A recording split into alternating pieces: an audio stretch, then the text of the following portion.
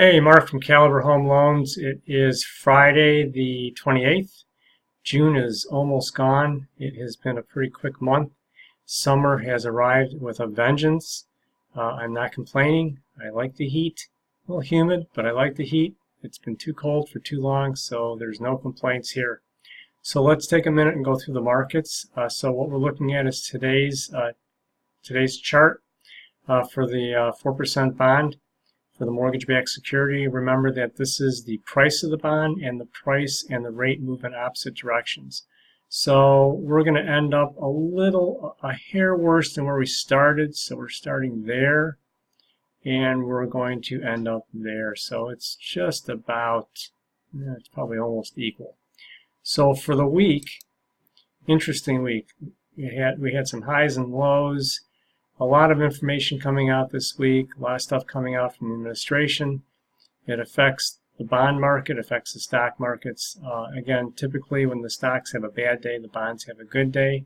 Money flows out of the stock market into the bond market, causing prices to go down, and causing prices to go up and yields and rates to go down. So the week, we're doing a little bit better. Actually, this is where Monday started up here. So we're a little bit worse than where we started on Monday. And for the past month, we're still better. We're still up from the pricing is still up from over the last month, which pushes rates down. And since the beginning of the year, rates are still better than they were at the beginning of the year.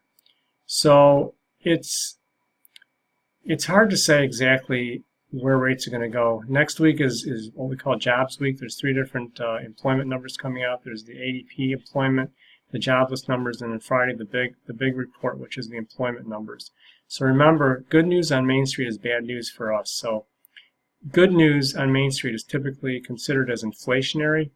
If you're a bond trader or a bond holder, the only way that you can hedge future inflation is to require a higher yield.